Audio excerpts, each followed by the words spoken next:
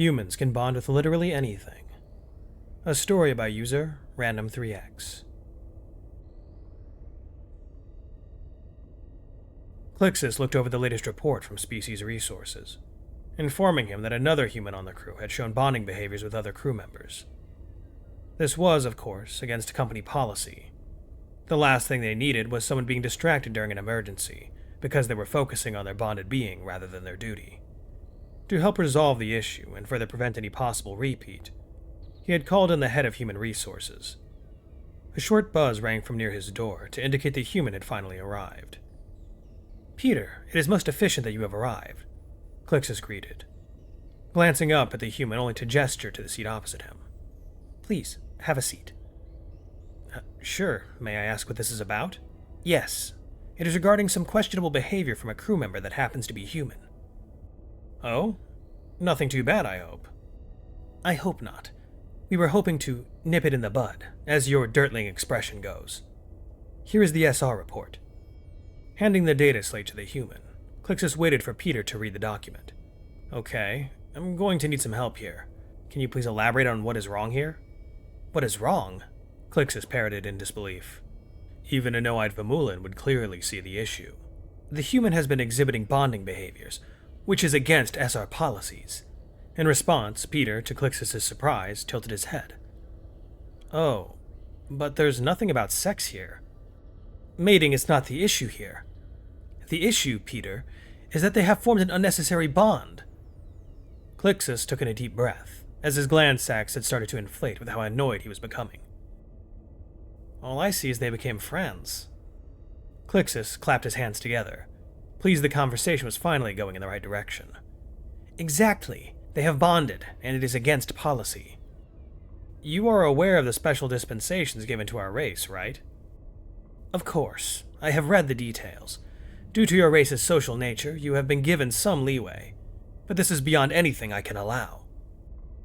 "All due respect, but how much leeway did you think to give?" "I had decided to allow human crewmates permission to spend no more than 5 minutes of their personal time communicating with their own race, not others." "That is way too little. We are far more social than you seem to believe. Peter, I will not allow my authority to be questioned here. Have your race control their unnecessary bonding, otherwise I will raise the issue with corporate." "I can't do that." Clixus felt his gland sacs threaten to inflate again at the flat denial. "And why not?" "Simple. I can't override a human's ability to bond. I think you really are underestimating how quickly a human will bond with anything." "I highly doubt that, Peter." "I assure you, anything you could find, there will be a human that would bond with it." Seeing Peter continue to refuse to back down, Clixus clicked his tongue, as an idea struck him to test Peter's assertion. "Very well. How about we put it to a test? I shall prove you wrong with an experiment." "An experiment?" "Yes, an experiment. We shall place..." Clixus paused as he looked around his office. "This waste paper receptacle placed in the human hab zone, and we will see if they bond with it." In response, much to Clixus's surprise, Peter had a smile grow on his face. "May I make a few additions to the bin before we start?" "What additions?" "Two simple things. I will draw a pair of eyes on the bin, and stick a name tag with a name you may choose onto it.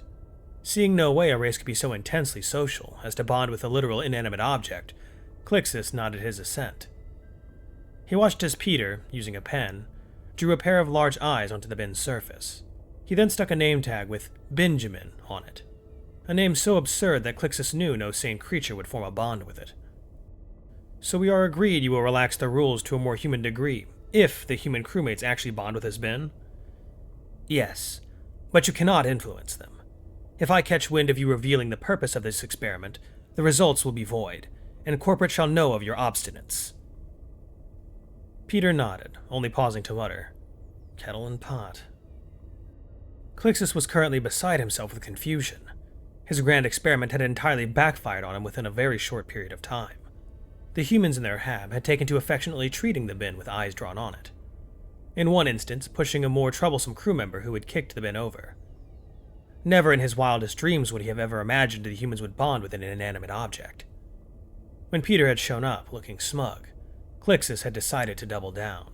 The ship would be making port in the Grumdo system, a system home to hand-sized 8-legged hunter animals. He had made sure to have one brought on for experiments and released it into the human lab.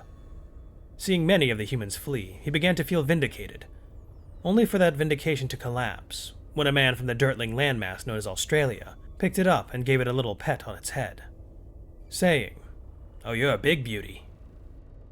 The human had bonded with the Loboxtema. So, have we proven our point? Clixus gritted his teeth, trying his hardest to stop his gland sacs from inflating. You have made your point. Not only did the human crewmates actually bond with the waste paper receptacle, one of them has taken a Loboxtema as a pet. I shall relax the restrictions on bonding for your people. So, may I have my waste paper receptacle returned? In response to the request, Peter suddenly looked uncomfortable. About that. The crew is rather fond of Benjamin, so we aren't up for returning him. Him? Don't worry. We will make sure to reimburse the ship's stocks for the bin itself. But Benjamin has become a cornerstone of our morale. And to remove him suddenly would deal a blow. I shall repeat. Him? I did warn you. We will bond with anything. And anything we bond with, well, they're as good as human. Clixus. My race is so socially coded, we will bond with even fictional people. Now you are pulling my Lika. No, really. There are humans who will read books or watch movies and become socially bonded to characters. There are people who form bonds with fictional characters? Yes, our minds are weird, and after we spend a long time with someone or something, we will form an attachment. Just like with Colonel Benjamin or Fleet Admiral Stabby. But in this case, it is time we spend in our imaginations. And that is sufficient for a bond to form? Clixus asked, still utterly baffled. Tribalism can even emerge from people who bond with rival fictions. Wait. Your race has conflict over fiction? Well, yeah, nothing truly violent, though. Just never come between a Star Wars versus Star Trek argument. It will go on and on solely because they have bonded with one over the other. Is it possible to learn such abilities? Not from a Jedi. But no, it's all in our genes.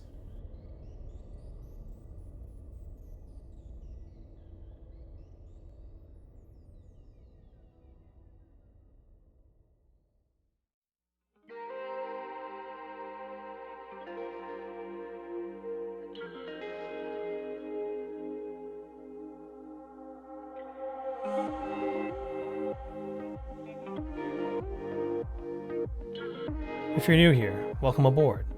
Check out the description for the story, and join the Discord if you like. Consider supporting the channel and the author as well. It's a dangerous world out there, but remember to be brave and look up to seek the stars.